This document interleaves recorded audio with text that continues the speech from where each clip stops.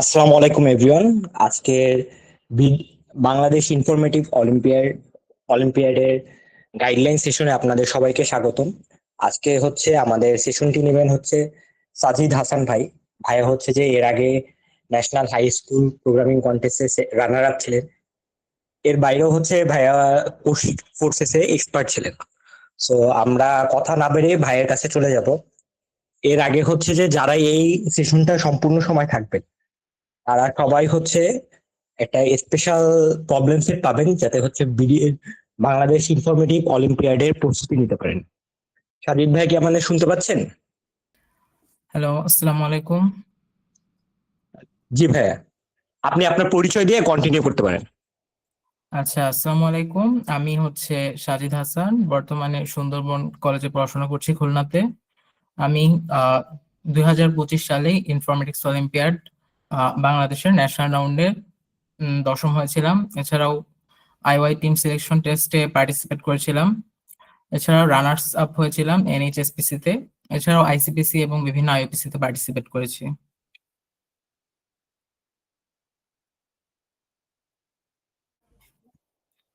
ওকে, so আমরা স্লাইডে চলে যাই।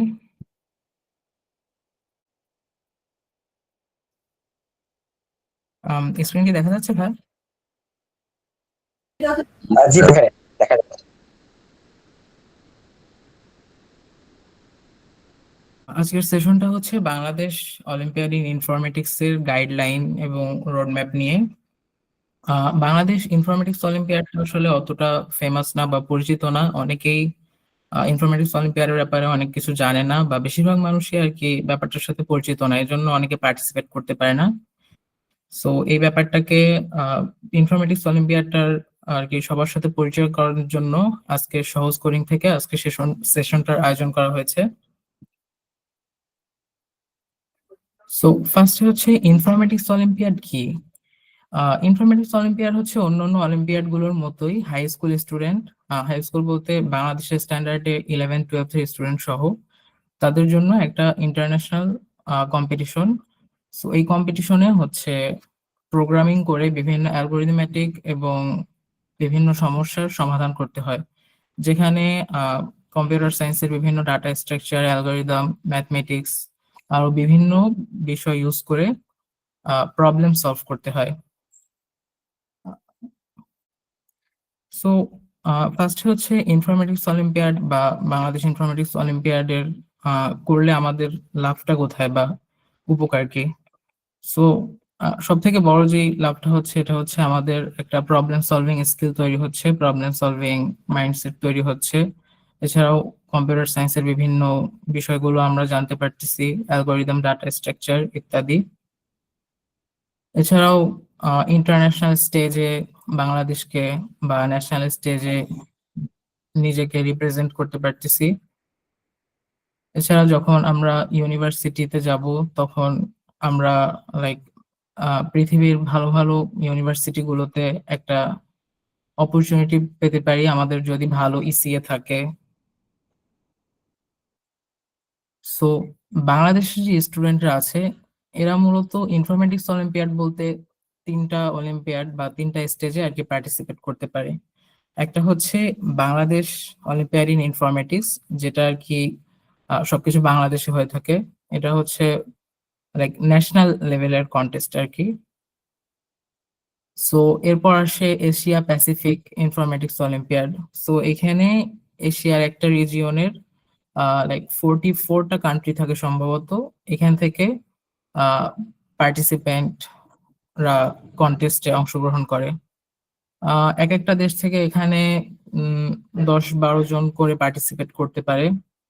বাংলাদেশে সাধারণত যারা ইন্টারন্যাশনাল রাউন্ডের যে টিম সিলেকশন টেস্ট ওইখানে যারা চান্স পায় তারা সবাই মোটামুটি এশিয়া প্যাসিফিক ইনফরমেটিক্স অলিম্পিয়াডেও চান্স পায়। আর এশিয়া প্যাসিফিক ইনফরমেটিক্স অলিম্পিয়াডে কারা চান্স পাবে বা কারা পার্টিসিপেট করবে এটা সিলেক্ট করা হয় হচ্ছে ন্যাশনাল রাউন্ড হয় যেখানে, ওখানে র্যাঙ্কিং থেকে। এরপরে হচ্ছে আসে সব থেকে বড় স্টেজে, ইন্টারন্যাশনাল স্টেজে পুরো পৃথিবীর সব টপ প্রোগ্রামাররা একসাথে যে কন্টেস্টে পার্টিসিপেট করে। সেটা হচ্ছে ইন্টারন্যাশনাল অলিম্পিয়াড ইন ইনফরমেটিক্স। এখানে হচ্ছে এক একটা কান্ট্রি থেকে 4জন করে পার্টিসিপেন্ট যায় এবং অন সাইট হয় আর কি, এক একবার এক একটা কান্ট্রিতে হোস্ট করা হয় কন্টেস্টটা, এবং 4জন করে পার্টিসিপেট করতে পারে। আর এটা সিলেক্ট করা হয় হচ্ছে আম, মানে এখানে কোন 4জন পার্টিসিপেট করতে পারবে এটা সিলেক্ট করা হয় হচ্ছে বাংলাদেশ অলিম্পিয়াড ইন ইনফরমেটিক্স এর যে ন্যাশনাল রাউন্ড, এই ন্যাশনাল রাউন্ডে হচ্ছে আহ, যারা টপ করেছে, তারপরে এশিয়া প্যাসিফিক ইনফরমেটিক্স অলিম্পিয়াডে যারা টপ পজিশনে র্যাঙ্ক করবে, এছাড়াও একটা টিএসটি বলে বা টিম সিলেকশন টেস্ট হয় যেখানে 3টা কন্টেস্ট হয়। সেখান থেকে যারা সবকিছু অ্যাভারেজে যারা সবার উপরে থাকে তাদেরকে আর কি ইন্টারন্যাশনাল স্টেজে নিয়ে যাওয়া হয় বাংলাদেশকে রিপ্রেজেন্ট করতে। সো এখন ব্যাপার হচ্ছে যেহেতু এটা একটা প্রোগ্রামিং কম্পিটিশন, সো আমাদেরকে অবশ্যই প্রোগ্রামিং ল্যাঙ্গুয়েজ ইউজ করে কম্পিটিশনটায় পার্টিসিপেট করতে হবে। তো এখন অনেকেই প্রশ্ন করে যে কোন ল্যাঙ্গুয়েজটা ভালো হবে, বা অনেকে পাইথন ইউজ করে। পাইথন ইউজ করা অনেক ইজি, প্লাস সিনট্যাক্সও অনেক সহজ। সো অনেকেই কোশ্চেন করে যে আমি পাইথন পারি, আমি কি ইনফরমেটিক্স অলিম্পিয়াডে পার্টিসিপেট করতে পারি? কিন্তু অ্যাকচুয়ালি ইনফরমেটিক্স অলিম্পিয়াডে পাইথন অ্যালাউ না। লাইক ইউনিভার্সিটি লেভেলের কন্টেস্ট যেগুলো আইসিপিসি, আইইউপিসি, এসব জায়গায় পাইথন, জাভা আর অন্য অন্য অনেক ল্যাঙ্গুয়েজ অ্যালাউ থাকে। কিন্তু ইনফরমেটিক্স অলিম্পিয়াডে আগে এক সময় জাভা আর প্যাসকেল অ্যালাউ ছিল, এখন আছে নাকি শিওর খেয়াল নেই। তবে সি প্লাস প্লাসটা সবসময় অ্যালাউড। আর বড় ব্যাপার হচ্ছে বাংলাদেশের যে ন্যাশনাল প্রোগ্রামিং কন্টেস্ট ইনফরমেটিক্স এর, যেটা বাংলাদেশ ইনফরমেটিক্স অলিম্পিয়াড, এখানে হচ্ছে শুধুমাত্র সি প্লাস প্লাস অ্যালাউ থাকে। সি প্লাস প্লাস এর 14 আর 17 এই দুইটা ভার্সন শুধুমাত্র অ্যালাউ থাকে। সো যদি ইনফরমেটিক্স অলিম্পিয়াডে কেউ পার্টিসিপেট করতে চায় তাহলে তাকে অবশ্যই সি প্লাস প্লাস শিখতে হবে, অন্য কোনো ল্যাঙ্গুয়েজ দিয়েই আর কি পার্টিসিপেট করা পসিবল না। তো সি প্লাস প্লাস চুজ করার সব থেকে বড় একটা কারণ হচ্ছে সি প্লাস প্লাস এর এক্সিকিউশন স্পিড। মানে সি প্লাস প্লাস সব থেকে ফাস্ট কাজ করে সবগুলো ল্যাঙ্গুয়েজের ভিতরে। আবার সি প্লাস প্লাসে স্টেল বা স্ট্যান্ডার্ড টেমপ্লেট লাইব্রেরি থাকে যেখানে অনেক ডাটা স্ট্রাকচার আরো বিভিন্ন প্রয়োজনীয় অ্যালগরিদম ইমপ্লিমেন্ট করা থাকে, ওগুলো চাইলেই ইউজ করা যায় সি প্লাস প্লাসে। এছাড়াও যেহেতু বেশিরভাগ মানুষই সি প্লাস প্লাসেই কম্পিটিটিভ প্রোগ্রামিং করে, সো এটার জন্য একটা বড় কমিউনিটি আছে সি প্লাস প্লাসে প্রোগ্রামিং এর জন্য, স্পেশালি কম্পিটিটিভ প্রোগ্রামিং এর জন্য। সো এখন কথা হচ্ছে ইনফরমেটিক্স অলিম্পিয়াডে পার্টিসিপেট করতে পারবে কারা, বা পার্টিসিপেট করার জন্য শর্ত কি? সো এখানে একটা এলিজিবিলিটি আছে, সেটা হচ্ছে স্টুডেন্টদেরকে অবশ্যই 20 বছরের কম বয়সী হতে হবে। এন্ড এটা হচ্ছে যেই বছর সে পার্টিসিপেট করবে। ফর এক্সাম্পল যদি 26-এ হয়, সো 26-এর জুলাই মাসের আগে তার বয়স 20 বছর হওয়া যাবে না। যদি 20 বছর হয়ে যায় তাহলে সে সেই বছর পার্টিসিপেট করতে পারবে না। এবং এইটার পাশাপাশি তাকে প্রি ইউনিভার্সিটি স্টুডেন্ট হতে হবে, অর্থাৎ সে কোনো ইউনিভার্সিটিতে অ্যাটেন্ড করেনি এমন হতে হবে। অথবা কাইন্ড অফ বলা যায় যে সে এইচএসসি দিয়ে দিলে আর পার্টিসিপেট করতে পারবে না। মানে কেউ যদি লাইক এইচএসসি 26 ব্যাচ হয় তাহলে সে ইনফরমেটিক্স অলিম্পিয়াডের 26 সালে যেটা হবে সেটাতে পার্টিসিপেট করতে পারবে, বাট পরেরটাতে আর পারবে না। বা কেউ যদি 27-এ এইচএসসি ক্যান্ডিডেট হয় আর কি, বা এইচএসসি এক্সাম দেয়, তাহলে সে 27-এর আইওয়াই বা বিডিওয়াই তে পার্টিসিপেট করতে পারবে, বাট এর পরেরটাই আর পারবে না। এখন আইওয়াই এর সিলেবাসটা আসলে আইইউপিসি বা আইসিপিসির যে সিলেবাস বা যা আছে এটার থেকে একটু ডিফারেন্ট হয়। কিছু কিছু জিনিস আইওয়াই তে এক্সক্লুড করা হয়েছে আইসিপিসি থেকে।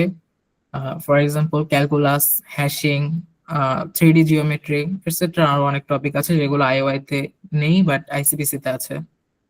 সো এখানে একদম কোর টপিক যেগুলো, সেগুলোর একটা লিস্ট আমি স্লাইডে রেখেছি। প্রোগ্রামিং ফান্ডামেন্টালস আর এর ইমপ্লিমেন্টেশন টেকনিক গুলো, ডাটা স্ট্রাকচার যেগুলো আছে এসটিএল এ আছে, এছাড়াও অন্যান্য যেসব ডাটা স্ট্রাকচার আছে, অ্যালগরিদম, তারপর গ্রাফ থিওরি। গ্রাফ থিওরি হচ্ছে ম্যাথের কম্বিনেটরিক্স এর একটা ব্রাঞ্চ আর কি। Dynamic programming, number theory, bit manipulation etcetera, আরো অনেক টপিক। সো আমি স্লাইডে অফিসিয়াল আইওআই সিলেবাসের লিঙ্কটা ইনক্লুড করে দিতে বলেছিলাম ভাইয়াদেরকে, তারা অ্যাড করে দিয়েছে। সো এখান থেকে আপনারা চাইলে দেখে নিতে পারেন সেশনের পরে। সো এখন অলিম্পিয়াড কন্টেস্টের একটা ফরম্যাট আছে, মানে কন্টেস্টটা কিরকম ভাবে হয় এটা একটা এটার একটা ইন্ট্রোডাকশন এর ব্যাপারে কথা বলি। সো আইওআই আর বিডিওআই দুইটাই হচ্ছে 2 দিন ব্যাপী কন্টেস্ট, ডে 1 ডে 2। সো এখানে হচ্ছে প্রত্যেকদিন 3টা করে প্রবলেম দেওয়া হয়, আর প্রবলেম গুলোতে এক একটা প্রবলেমে 100 পয়েন্ট করে থাকে। আবার আইওআই তে যেটা দেখা যায় পার্শিয়াল স্কোরিং বা সাবটাস্ক থাকে। সো সাবটাস্কের মানে হচ্ছে ফর এক্সাম্পল একটা প্রবলেম, প্রবলেমের যে টেস্ট কেসটা অনেক বড়, বাট মানে এটা হচ্ছে 100 যে সলিউশনটা ওইটাতে, বাট এখানে একটা সাবটাস্ক থাকতে পারে যে এন এর মান 10 হবে বা 5 হবে, এরকম ছোট ছোট টেস্ট কেস থাকবে বা স্পেশাল কিছু কন্ডিশন দেওয়া থাকবে, যে কন্ডিশন গুলো দিলে প্রবলেমটা অনেক সিম্পল হয়ে যায় এন্ড সলভ করা ইজি হয়ে যায়। সো সাবটাস্ক সলভ করে করেও পয়েন্ট তোলা যায়। মানে কোনো একটা সাবটাস্কে দেখা গেল 5 পয়েন্ট, 10 পয়েন্ট, কোনোটায় 20 পয়েন্ট, এভাবে আলাদা আলাদা করে পয়েন্ট থাকে। এগুলো আলাদা আলাদা করে সলভ করেও পয়েন্ট তোলা যায়।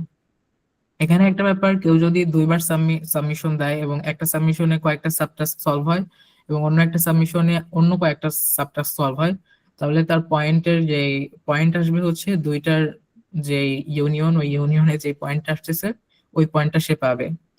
আরেকটা ব্যাপার হচ্ছে আইসিপিসি বা আইওপিসি তে দেখা যায় একটা পেনাল্টি থাকে লেট সাবমিশন আর রং সাবমিশনের জন্য, কিন্তু আইওআই তে কোনো পেনাল্টি নাই। এখানে আম, একজন কন্টেস্টেন্ট একটা প্রবলেমে অ্যাট ম্যাক্স 50টা সাবমিশন দিতে পারবে, প্লাস রং সাবমিশনের জন্য বা লেট সাবমিশনের জন্য কোনো পেনাল্টি নেই।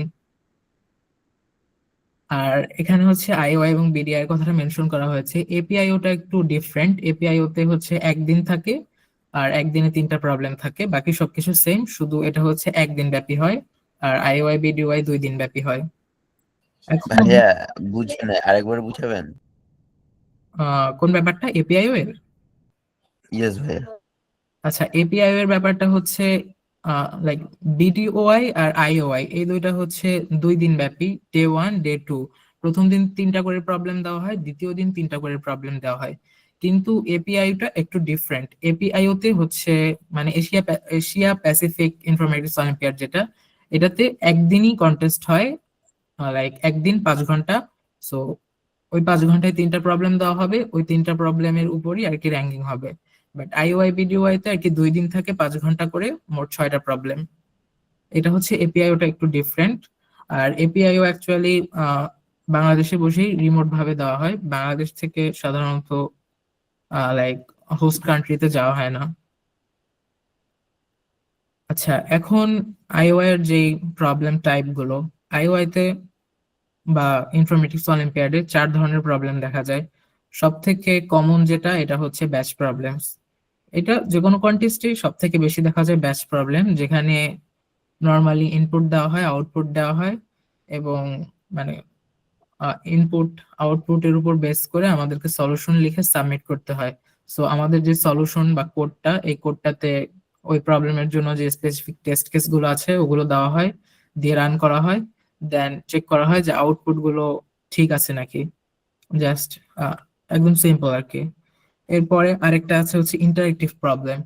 ইন্টারেক্টিভ প্রবলেমস এর ক্ষেত্রে যেটা হয় যে আমাদের যেই সলিউশনটা, এই সলিউশনটা হচ্ছে আমাদেরকে ইনপুট ফাইলের সাথে ইন্টারেক্ট করতে হয়। যেমন সাধারণত দেখা যায় যেটা, সেটা হচ্ছে আমাদেরকে বিভিন্ন কোশ্চেন আস্ক করতে হয় ইন্টারেক্টরকে, এন্ড ইন্টারেক্টর একটা রিপ্লাই দেন, দেন ওইটার উপর বেস করে আমরা আবার আরো কিছু কোশ্চেন করি। এভাবে একটা লিমিট থাকে যে এতগুলো কোশ্চেন করা যাবে, এরকম করে কোশ্চেন করে করে আমাদের ইনপুটটা, আমাদের অ্যান্সারটা বের করতে হয়, বের করে দেন আউটপুট দিতে হয়। মানে এটাতে ব্যাচ প্রবলেমের ক্ষেত্রে সবগুলো ইনপুট একবারে দিয়ে দেওয়া হয়, দিয়ে ওটার আউটপুটটা আর কি বের করতে হয়, ওইটার আনসারটা।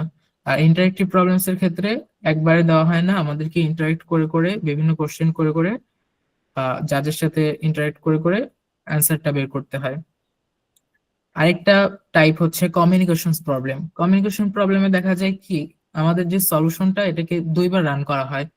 আমাদের ফার্স্ট রানে আমাদেরকে কিছু ইনফরমেশন দিবে, অ্যান্ড সেকেন্ড রানে আমাদেরকে অন্য কিছু ইনফরমেশন দিবে, অ্যান্ড এটার উপর বেস করে আমাদেরকে প্রবলেমটা সলভ করতে হবে।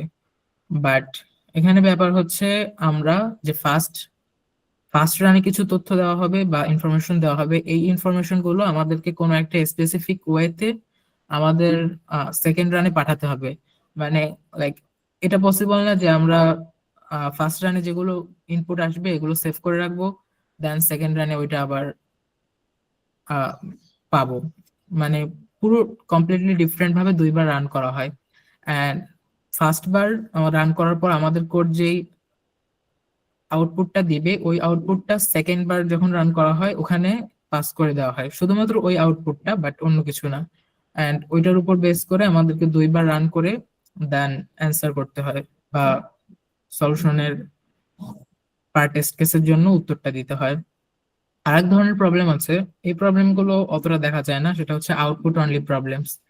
এখানে হচ্ছে সবগুলো ইনপুট আমাদেরকে একটা ডট জেআইপি ফাইলে বা কোনোভাবে দিয়ে দেওয়া হয়, দেন আমাদেরকে হচ্ছে কোড লিখতে হবে, কোড লিখে সলভ করে সলিউশন ওই যতগুলো ইনপুট ফাইল দেওয়া আছে এগুলো রান করে যে সলিউশন গুলো আছে এগুলো সাবমিট দিতে হবে। মানে আমাদেরকে শুধুমাত্র আউটপুট গুলো সাবমিট দিতে হবে, আমাদেরকে কোড সাবমিট দিতে হবে না।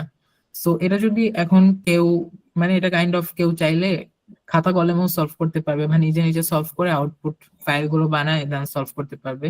বাট অবভিয়াসলি আউটপুট ফাইল গুলো অনেক বড় এন্ড অনেকগুলো ফাইল থাকবে, সো এটা আসলে পসিবল না। বাট হয়তো সাবটাস্কের ক্ষেত্রে দেখা যেতে পারে যে কিছু কিছু সাবটাস্ক সলভ করা গেল নিজে নিজে, সেটা অন্য ব্যাপার। বাট এই টাস্ক গুলোতে হচ্ছে ইনপুট দিয়ে দেয়, আমাদেরকে জাস্ট আউটপুট ফাইল গুলো দিতে হবে। আম, কেউ যদি মেটা হ্যাকার কাপে পার্টিসিপেট করে থাকেন, ওইখানে নোটিস করে থাকবেন যে মেটা হ্যাকার কাপে হচ্ছে শুধুমাত্র আউটপুট গুলো দিতে হয়, কোডও দিতে হয় সাথে, বাট আউটপুট গুলো নিজে রান করে দেন ওইখানে জমা দিতে হয়। তো এখানে হচ্ছে কোড দিতে হয় না, শুধুমাত্র আউটপুট গুলো দিতে হয়। সো এরপরে হচ্ছে বিডিওআই এর যে স্ট্রাকচারটা, কিভাবে কন্টেস্ট হয়। সো বিডিওআই এর যেটা হয় হচ্ছে ফার্স্টে রেজিস্ট্রেশন করতে হয় সবাইকে যারা পার্টিসিপেট করতে ইচ্ছুক।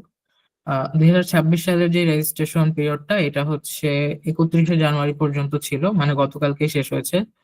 সো এখানে যারা রেজিস্ট্রেশন করে তারা হচ্ছে অনলাইন প্রিলিমিনারি রাউন্ডে পার্টিসিপেট করতে পারে। সো অনলাইন প্রিলিমিনারি রাউন্ডটা অনলাইনে হয়, অন সাইটে যেতে হয় না। এখানে হচ্ছে সাধারণত 5টা প্রবলেম থাকে এবং 3 ঘন্টা দেওয়া হয়, এক একটা প্রবলেমে 100 পয়েন্ট করে। সো বাংলাদেশে যেহেতু ইনফরমেটিক্স অলিম্পিয়াডটা অতটা ফেমাস না বা বেশিরভাগ মানুষ জানে না, সো এই জায়গায় পার্টিসিপেশন অ্যাকচুয়ালি কম্পারেটিভলি অন্য অন্য কান্ট্রি অনেক কম। লাস্ট বার সম্ভবত বাংলাদেশে প্রিলিমিনারি রাউন্ডে হয়তো 200 জনের মতো পার্টিসিপেট করেছিল। অ্যান্ড এইখানে যারা হচ্ছে সব থেকে ভালো পারফর্ম করবে এইখান থেকে তাদেরকে হচ্ছে ন্যাশনাল রাউন্ডে নেওয়া হবে। সো লাস্ট বার হচ্ছে 50 জনের মতো নেওয়া হয়েছিল। লাস্ট বারের আগের বারও 50 জনের মতোই নেওয়া হয়েছিল। সো সাধারণত 50-এর আশেপাশে নেওয়া হয়, বাট এটা ফিক্সড না যে কতজন নেওয়া হবে, এটা ডিপেন্ড করে অর্গানাইজারদের উপর। সো অনলাইন প্রিলিমিনারি রাউন্ডে যারা টপ করবে তাদেরকে নিয়ে ন্যাশনাল রাউন্ড হবে, অ্যান্ড ন্যাশনাল রাউন্ডে যারা টপ করবে এখান থেকে অ্যারাউন্ড 10 জনের মতো তাদেরকে হচ্ছে মেডেল দেওয়া হয়, গোল্ড, সিলভার এবং ব্রোঞ্জ। 7 থেকে 10 জনের মতো দেওয়া হয় সাধারণত। এরপর এখান থেকে ন্যাশনাল রাউন্ডে যারা টপ করবে এখান থেকে 10 থেকে 12, 13 বা 15 জনকে একটা ট্রেনিং ক্যাম্প হয় যেখানে আর কি ডাকা হয়। সো তারা যখন ট্রেনিং ক্যাম্পে যায় তাদেরকে কিছু ট্রেনিং দেওয়া হয়, লাইক তাদেরকে ট্রেনিং দিয়ে শেখানো হয় বিভিন্ন জিনিস। এরপরে আবার একই সাথেই টিম সিলেকশন টেস্ট হয়, এটা হচ্ছে ইন্টারন্যাশনাল রাউন্ডের জন্য টিম সিলেকশন টেস্ট। আবার সাধারণত যারা ট্রেনিং ক্যাম্পে চান্স পায় তারা সবাই এপিআইও বা এশিয়া প্যাসিফিক ইনফরমেটিক্স অলিম্পিয়াডেও পার্টিসিপেট করার চান্স পায়। অ্যান্ড এশিয়া প্যাসিফিক রাউন্ডেও মেডেল দেওয়া হয়। এখানে প্রতিবার মেডেল কয়জন পাবে এটার একটা রুলস আছে। সাধারণত হয়তো 50% পার্টিসিপেন্ট বা ওরকম সংখ্যক মেডেল পেয়ে থাকে। এটা এক একবার এক এক রকম হয়, সেটা হোস্ট কান্ট্রির উপর ডিপেন্ড করে। অ্যান্ড এপিআইও ন্যাশনাল রাউন্ড প্লাস যে 3টা টিম সিলেকশন হয় সাধারণত, এই টিম সিলেকশন, ন্যাশনাল রাউন্ড আর ট্রেনিং ক্যাম্প, এপিআইও, এগুলোর যে পয়েন্ট গুলো হয়, এক একজন পার্টিসিপেন্ট যে পয়েন্ট গুলো পায়, এই পয়েন্ট গুলো যোগ করা হয়। যোগ করার পর এইগুলোর ভিতর সব থেকে বেশি যে 4জন পেয়ে থাকে সাধারণত, সেই 4জনই ইন্টারন্যাশনাল রাউন্ডের জন্য সিলেক্ট হয় এবং ইন্টারন্যাশনাল রাউন্ড যে কান্ট্রিতে হয় ওই কান্ট্রিতে গিয়ে পার্টিসিপেট করে। সো এরপর হচ্ছে কিছু লার্নিং রিসোর্স যারা শিখতে আগ্রহী তাদের জন্য। সো প্র্যাকটিস করার জন্য কিছু অনলাইন জাজ আছে, যে সেগুলো হচ্ছে কোডফোর্স। কোডফোর্সই বলতে গেলে বর্তমানে সব থেকে বহুল ব্যবহৃত আর কি। বেশিরভাগ মানুষ কোডফোর্সেই প্র্যাকটিস করে, অ্যান্ড কোডফোর্সে প্রায় রেগুলার কন্টেস্ট হয়, অনলাইন কন্টেস্ট আর কি। সো এখানে অনেকে পার্টিসিপেট করে। এরপর আরেকটা প্ল্যাটফর্ম আছে সিএসইএস। এইখানে হচ্ছে অনেক স্ট্যান্ডার্ড প্রবলেম আছে, যেগুলো সলভ করলে কম্পিটিটিভ প্রোগ্রামিং এর যে বেসিক বা যে মূল স্ট্যান্ডার্ড বিষয়গুলো, এগুলো আয়ত্তে চলে আসে সাধারণত। অ্যান্ড এরপরে আছে ওজি ডট আজ। এখানে হচ্ছে ইনফরমেটিক্স অলিম্পিয়াডের যে প্রবলেম গুলো, মানে আমাদের যে কোড ফোর্স এর প্রবলেম গুলো সাধারণত আইসিপিসি বা আইইউপিসি গুলো যে ফরম্যাটের, অনেকটা ওই ফরম্যাটের হয়। আর ওজি ওজাজে অ্যাকচুয়ালি কন্টেস্ট হয় না, কিন্তু এই পর্যন্ত যত যত ইনফরমেটিক্স অলিম্পিয়াড হয়েছে, যেমন আইওআই, এপিআইও, তারপর ক্রোয়েশিয়ান, তারপর রাশিয়ান, আরো বিভিন্ন জাপানিজ এটসেট্রা, বিভিন্ন অলিম্পিয়াডের যে প্রবলেম সেট গুলো, ওগুলো ওজাজে দেওয়া আছে। এখান থেকে আমরা অলিম্পিয়াড স্টাইল প্র্যাকটিস করতে পারি। এরপর আরেকটা প্ল্যাটফর্ম আছে, জাপানিজ প্ল্যাটফর্ম, সেটা হচ্ছে অ্যাড করারও কন্টেস্ট হয় মোটামুটি রেগুলার। এছাড়াও অনেক প্রবলেম সেট আছে। তাছাড়াও ইন্ডিয়ান একটা প্ল্যাটফর্ম আছে কোডশেফ, এখানেও কন্টেস্ট হয় অলমোস্ট রেগুলার, প্রতি বুধবার বুধবার সম্ভবত কন্টেস্ট হয়। আরেকটা প্ল্যাটফর্ম আছে ডিএমওজি, ওখানেও বেশিরভাগ প্রবলেম ইনফরমেটিক্স অলিম্পিয়াড স্টাইলেরই থাকে। তো এরপরে আহ, আমরা হচ্ছে যাতে প্র্যাকটিসটা একটু সিলেক্টিভ ভাবে করা যায়, এজন্য কিছু প্রবলেম প্লেলিস্ট এখানে ইনক্লুড করার ট্রাই করেছি। সেটা হচ্ছে সিএসসিএস প্রবলেম সেট। সো এখানে যেহেতু স্ট্যান্ডার্ড প্রবলেম গুলো দেওয়া আছে, এগুলো সলভ করলে মেইন আইডিয়া গুলো খুব সহজে আয়ত্তে নিয়ে আসা যায়। সো এখান থেকে প্র্যাকটিস করা যায়। দেন টিএলই এলিমিনেটরস CP31 শিট নামে একটা শিট আছে, যেখানে হচ্ছে কোড ফোর্সের প্রবলেমের কিছু লিস্ট দেওয়া থাকে। সো এখানে হচ্ছে 800 থেকে শুরু করে 1900 রেটেড পর্যন্ত সবগুলো প্রবলেমের 31টা করে দেওয়া থাকে। অ্যান্ড এইটা থেকে প্র্যাকটিস করে করে অনেক ইমপ্রুভ করা পসিবল। আমি পার্সোনালিও এটা ফলো করতাম আগে, এখন অলমোস্ট সবগুলো সলভ করা হয়ে গেছে, এজন্য আর করা হয় না। তো এরপরে আমাদের যে ওজি বা ওজাজ, এটার হচ্ছে যে মোস্ট সলভড প্রবলেম গুলো আছে, এগুলো আমরা সলভ করতে পারি। এগুলো যদি আমরা সলভ করি, তাহলে আমাদের হচ্ছে ইনফরমেটিক্স অলিম্পিয়াডের যে প্রবলেম সেট বা প্রবলেমের যে ফরম্যাট, এটার সাথে আমরা ফ্যামিলিয়ার হতে পারবো। এছাড়া কোড ফোর্সের প্রবলেম সেট তো আছেই। বেশিরভাগ সময় কোড ফোর্স থেকে প্র্যাকটিস করে বেশিরভাগ মানুষ, তবে যেহেতু আমরা ইনফরমেটিক্স অলিম্পিয়াডের জন্য প্রিপারেশন নিতে চাচ্ছি, সো আমাদের জন্য ওজাজে প্র্যাকটিস করাটা আসলে বেটার। তবে ওজাজের সব প্রবলেমে এডিটোরিয়াল পাওয়া যায় না, বা পাওয়া গেলেও অনেক এডিটোরিয়াল বা টিউটোরিয়াল থাকে অন্য অন্য ভাষায়। সো সেই ক্ষেত্রে কোড ফোর্সে অনেকে প্র্যাকটিস করার প্রেফার করে। এখন আমরা কিছু টপিক বিভিন্ন রাউন্ডের জন্য, লাইক প্রিলিমিনারি, ন্যাশনাল, টিএসটি, এগুলোর জন্য কোন কোন টপিক গুলো আর কি শেখার মধ্যে রাখা উচিত, সেগুলোর একটা লিস্ট দেওয়ার ট্রাই করেছি। সো এখানে ফার্স্টে হচ্ছে আমাদেরকে লাইক প্রোগ্রামিং ল্যাঙ্গুয়েজ, মানে প্রোগ্রামিং ল্যাঙ্গুয়েজ হিসেবে অপশন তো একটাই, C++। সো প্রোগ্রামিং ল্যাঙ্গুয়েজটা কিভাবে ইউজ করতে হয়, ল্যাঙ্গুয়েজের সিনট্যাক্স, দেন বিভিন্ন ফিচার, এগুলো কিভাবে ইউজ করতে হয় সেটা ফার্স্ট জানতে হবে আমাদেরকে।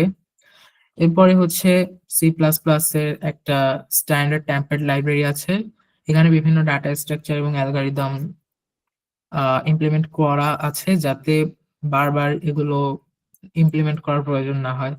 সো এগুলো ইউজ করা শিখতে হবে। অ্যান্ড ব্রুট ফোর্স ব্রুট ফোর্সটাও শেখা উচিত, কারণ যেহেতু ইনফরমেটিক্স অলিম্পিয়াডে অনেক অনেক সাবটাস্ক থাকে।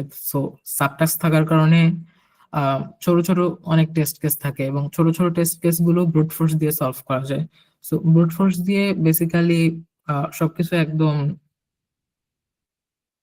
লাইক অল পসিবল ওয়েতে বা সবকিছু চেক করে যে সলিউশন বা অ্যান্সারটা আসে একদম বেসিক ওয়েতে করে, কোনো টেকনিক বা ডাটা স্ট্রাকচার এক্সেট্রা কোনো কিছু অ্যাপ্লাই না করে, সেটাকে সাধারণত ব্রুট ফোর্স বলা হয়। অ্যান্ড কমপ্লেক্সিটি অ্যানালাইসিস, এটা অ্যাকচুয়ালি অনেক গুরুত্বপূর্ণ একটা ব্যাপার। কমপ্লেক্সিটি অ্যানালাইসিস বলতে বোঝায় হচ্ছে কমপ্লেক্সিটি বলতে টাইম কমপ্লেক্সিটি এবং স্পেস কমপ্লেক্সিটি দুটো ব্যাপার আছে। সো টাইম কমপ্লেক্সিটি বলতে হচ্ছে আমার যে প্রোগ্রাম বা কোড বা সলিউশন আমি লিখেছি, এটা আমার ইনপুটের কোন সাইজের, মানে ইনপুটের সাইজ কেমন হলে আমার প্রবলেম রান হতে বা এক্সিকিউট হতে কত টাইম নিতে পারে, এন্ড কতটুকু স্পেস নিতে পারে আমার হার্ড মেমোরিতে, এটা বোঝার জন্য একটা অ্যাপ্রক্সিমেট একটা ধারণা বা লাইক ক্যালকুলেশন বলা যায় আর কি। এখন আম, এগুলো হচ্ছে টপিক ছিল, অ্যান্ড প্র্যাকটিস কিভাবে করা উচিত প্রিলিমিনারি রাউন্ডের জন্য। সো যাদের টার্গেট প্রিলিমিনারি রাউন্ড, তাদের কোড ফোর্সে 800 থেকে 1200 রেটের যে প্রবলেম গুলো আছে, এগুলো ভালো করে প্র্যাকটিস করা উচিত। যদি সে এগুলো মোটামুটি পারে, দেন আশা করা যায় যে সে প্রিলিমিনারি রাউন্ডে মোটামুটি ভালো করবে অ্যান্ড ন্যাশনাল রাউন্ডের জন্য কোয়ালিফাই করবে। অ্যান্ড কোডফোর্সের প্রবলেম গুলোর পাশাপাশি সিএসসিএস যে প্ল্যাটফর্মটার কথা বললাম, এটাতে যে ইন্ট্রোডাক্টরি প্রবলেম বলে একটা সেকশন আছে, এই সেকশনটাও মোটামুটি সলভ করে রাখা উচিত। দেন লাইক সে অনেক ইমপ্রুভ করে ফেলবে, বলা যায় অলরেডি টপ 20%-এর ভিতর চলে আসবে যদি সে এগুলো পারে। তাহলে বাংলাদেশের প্রেক্ষাপটে যারা ইনফরমেটিক্স অলিম্পিয়াড করে, তাদের টপ 20%-এর মধ্যে এসে পড়বে আশা করা যায়।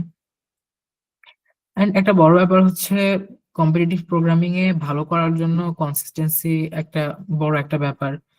কনসিস্টেন্ট না হলে কাইন্ড অফ একটু ভালো করে দেন যদি ছেড়ে দেওয়া হয়, দেন আবার যখন স্টার্ট করা হয় তখন আবার জিরো থেকে স্টার্ট করা বা লাইক স্কিল একটু কমে যায়, বা কনসিস্টেন্সি না থাকলে লাইক প্রবলেম সলভিং স্কিলটা আস্তে আস্তে খারাপ হতে থাকে। অ্যান্ড অনলাইন যে কন্টেস্ট গুলো হয় এগুলোতে পার্টিসিপেট করা উচিত, যাতে কন্টেস্টের টাইমে কিভাবে প্রবলেম সলভ করা যায়, মানে নর্মালি প্র্যাকটিস করার জন্য সলভ করা আর কন্টেস্টের ভিতর সলভ করা, এই দুইটার এক্সপিরিয়েন্স অ্যাকচুয়ালি ডিফারেন্ট। অনেকে দেখা যায় নর্মালি প্র্যাকটিস করার সময় অনেক হাই রেটেড বা অনেক কঠিন কঠিন প্রবলেম সলভ করতে পারে, কিন্তু যখন কন্টেস্টে যায় তখন হচ্ছে লাইক পারফরমেন্স অনেক খারাপ হয়ে যায়। সো এটার জন্য অনলাইন যে কন্টেস্ট গুলো হয় এগুলোতে রেগুলার পার্টিসিপেট করা উচিত।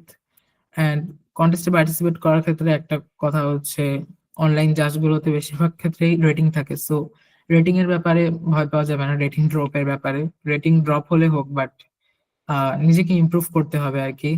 রেটিং নিয়ে বেশি প্রেশার নেওয়া যাবে না। অ্যান্ড লাইক কন্টেস্টের যে প্রেশারটা, এই প্রেশারটার ভিতরে কিভাবে সলভ করতে হয়, এইটার একটা প্র্যাকটিস হয়ে যাবে তাহলে।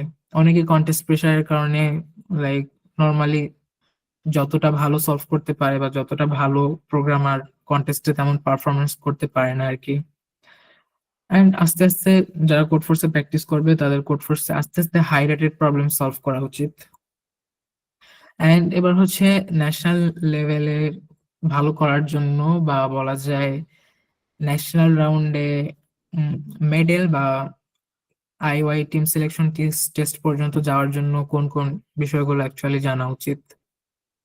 সো এখানে হচ্ছে বাইনারি সার্চ, এটা একটা সার্চ টেকনিক, জানা উচিত। 2 পয়েন্টার নামে একটা টেকনিক আছে যেটা অ্যামোর্টাইজ টাইম কমপ্লেক্সিটি ইউজ করে, এটাও লাইক জানা উচিত। দেন গ্রেডি, বিট অপারেশন, প্রেফিক্স সাম, সর্টিং এটসেট্রা, আরো বেসিক ম্যাথমেটিক্স ইত্যাদি জানা উচিত। সো এখানে আমি 3টা ক্যাটাগরিতে করার ট্রাই করেছি। আই মিন আমরা এখানে 3টা ক্যাটাগরি করেছি, যাতে লাইক ফার্স্ট লাইক 1 নাম্বার যে বক্সটা আছে এখানে যা আছে এটা আগে শিখে দেন সেকেন্ডটা, দেন তারপর থার্ডটা করা উচিত। এভাবে দেওয়ার কারণ হচ্ছে লাইক ডিফিকাল্টির কারণে। সো ফার্স্ট বক্সে যেগুলো আছে এগুলো comparatively easy then second and third বক্সের টপিক গুলো। সো সেকেন্ড বক্সে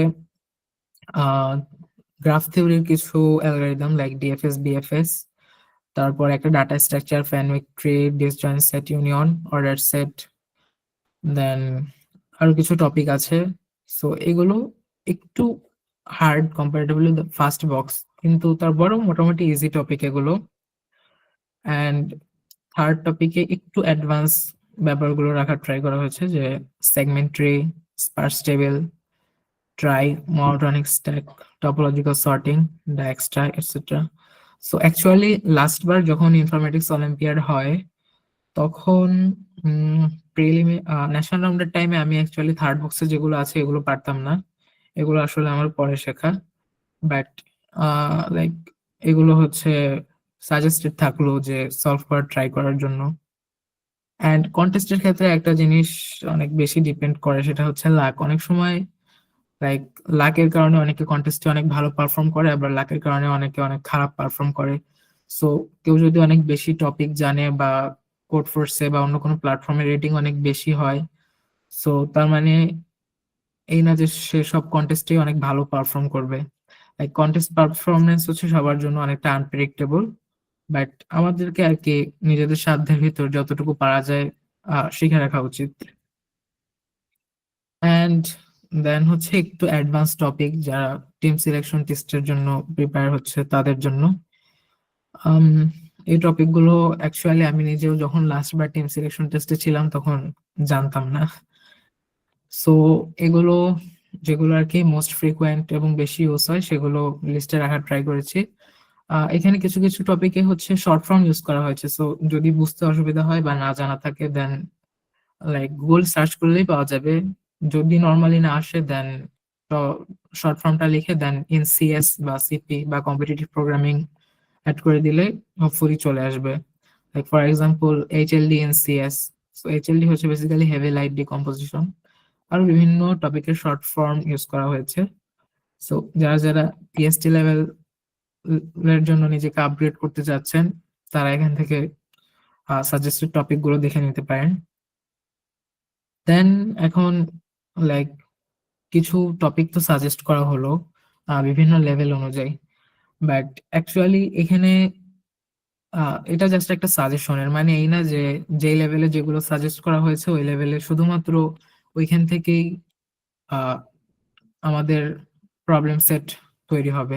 সো প্রবলেম সেট যে কোনো রাউন্ডেই অ্যাকচুয়ালি আইওআই স্ট্যান্ডার্ড সিলেবাসে হবে, বাট অ্যাকচুয়ালি যদি যেই লেভেলে যেই টপিকগুলো সাজেস্ট করা হয়েছে ওই টপিকগুলো আপনি পারেন এবং জায়গা মতো অ্যাপ্লাই করতে পারেন, পাশাপাশি আপনার ভালো একটা প্রবলেম সলভিং স্কিল থাকে, দেন হোপফুলি আপনি ওই রাউন্ডটা ওই টপিকগুলো জানলেই পাস করে যাবেন বা নেক্সট রাউন্ডে আপগ্রেড করতে পারবেন। লাইক ফর এক্সাম্পল লাস্ট বার মানে 2025 প্রিলিমিনারি রাউন্ডে একটা প্রবলেম ছিল যেটাতে heavy light decomposition and segment tree lazy version use করা লাগছিল, কিন্তু ওই টপিকগুলো আমি অ্যাকচুয়ালি টিএসটি লেভেল সাজেশনে রাখছি, বাট ওইগুলো থেকেও প্রিলিমিনারি রাউন্ডে অ্যাকচুয়ালি প্রবলেম সেট তৈরি করা হয়েছিল। এখন ব্যাপার হচ্ছে টপিক গুলো শেখার ক্ষেত্রে অনেকে মিস্টেক করে যে জাস্ট কনসেপ্ট গুলো শিখে রাখে, কনসেপ্ট শিখে দেন মনে করে যদি এটা আসে আমি অ্যাপ্লাই করতে পারবো, বাট এটা মোস্ট অফ দা কেস হয় না অ্যাকচুয়ালি। সো টপিক গুলো শিখে ওখান থেকে কিছু প্র্যাকটিসও করে রাখা প্রয়োজন, অ্যান্ড লাইক সবসময় প্র্যাকটিসের উপর থাকা উচিত, তাহলে হচ্ছে আহ প্রয়োজন হলে অ্যাপ্লাই করতে পারবো। বাট শুধুমাত্র কনসেপ্ট জানা থাকলে অনেক সময় বুঝতেই পারবেন না যে এখানে এই অ্যালগরিদম বা ডাটা স্ট্রাকচারটা লাগতে পারে। সো আপনি যদি জানেনও ডাটা স্ট্রাকচার বা অ্যালগরিদমটা, স্টিল আপনি অ্যাপ্লাই করতে পারবেন না, কারণ আপনি এই টপিক থেকে এনাফ প্রবলেম সলভ করেননি বা কিভাবে অ্যাপ্লাই করতে হয় এটার ধারণা নেই, শুধুমাত্র কনসেপ্টটা জানেন। অ্যান্ড অ্যাকচুয়ালি টপিক জানার থেকে বেশি ম্যাটার করে হচ্ছে আপনি আপনার প্রবলেম সলভিং স্কিল, যে আপনি একটা প্রবলেম কিভাবে অ্যাপ্রোচ করতে পারেন, একটা প্রবলেম কত ফাস্ট সলভ করতে পারেন, এটা টপিক জানার থেকে বেশি ম্যাটার করে, কারণ আপনি যদি প্রবলেম সলভিং স্কিলটা ভালো থাকে দেন আপনি ডিএসএ বা অন্যান্য ম্যাথের টপিক বা যাই হোক আপনি খুব ফাস্ট শিখতে পারবেন যখন শেখার প্রয়োজন হবে। অ্যান্ড যদি লাইক বেশিরভাগ ক্ষেত্রে অনসাইট কন্টেস্টে দেখা যায় যে কেউ টপিক জানার জন্য যা যা বিষয় পারে না তার থেকে বেশি পারে না হচ্ছে অবজারভেশন না পাওয়ার জন্য। সো টপিক শেখার থেকে আমার কাছে মনে হয় যে বেশি গুরুত্বপূর্ণ হচ্ছে সলভিং স্কিলটা বিল্ড করা। অ্যান্ড অবভিয়াসলি কোনো কিছু মুখস্থ করা উচিত না, লাইক কোনো কোড বা ডাটা স্ট্রাকচার কিভাবে কাজ করে, এটা হচ্ছে ডিপলি সবকিছু বুঝতে হবে, বুঝে দেন শিখতে হবে। এক্সকিউজ মি ভাইয়া। হ্যালো। হ্যালো ভাইয়া, শুনতে পাচ্ছেন? হ্যাঁ, শুনতে পাচ্ছি। হ্যাঁ ভাই, আপনি বলেন একটু কাইন্ডলি আমাকে আমি প্রবলেম সলভিং স্কিলটা কিভাবে বেশি এনহ্যান্স করব।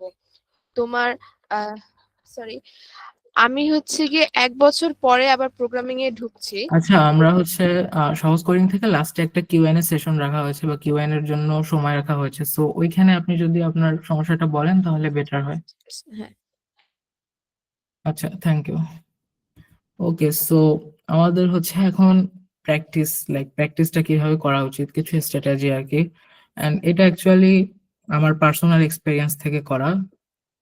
এন্ড আমি নিজে প্র্যাকটিস করার সময় অনেকের কাছ থেকে সাজেশন নিতাম, সো ওই সব সাজেশন এন্ড নিজের এক্সপেরিয়েন্সের উপর বেস করে এই স্ট্র্যাটেজি গুলো লিস্ট করা আর কি। সো এক একজনের ক্ষেত্রে এক এক রকম স্ট্র্যাটেজি কাজ করতে পারে, বাট আই থিংক এগুলো অলমোস্ট সবার ক্ষেত্রেই কাজ করবে। সো একটা বড় ব্যাপার হচ্ছে সবসময় এঙ্গেজ থাকতে হবে প্রবলেম সলভিং এর সাথে, একটা কনসিস্টেন্সি মেনটেন করতে হবে। অ্যান্ড যেসব অনলাইন প্ল্যাটফর্মে কন্টেস্ট হয় এসব অনলাইন প্ল্যাটফর্মে রেগুলার পার্টিসিপেট করা উচিত। অ্যান্ড প্রবলেম সলভিং স্কিল বাড়ানোর জন্য বেশিরভাগ ক্ষেত্রে মানুষ কোড ফোর্স ইউজ করে। অ্যান্ড কোড ফোর্সে হচ্ছে প্রবলেমগুলো রেটিং ওয়াইজ থাকে।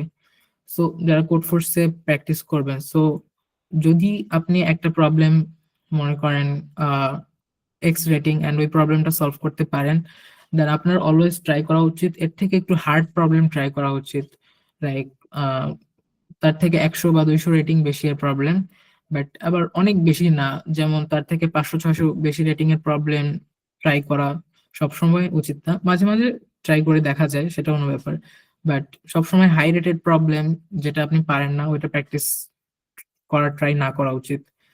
মানে নিজের কাছে যেটা সহজ লাগে এটার থেকে একটুখানি হাই রেটেড প্রবলেম সলভ করা উচিত।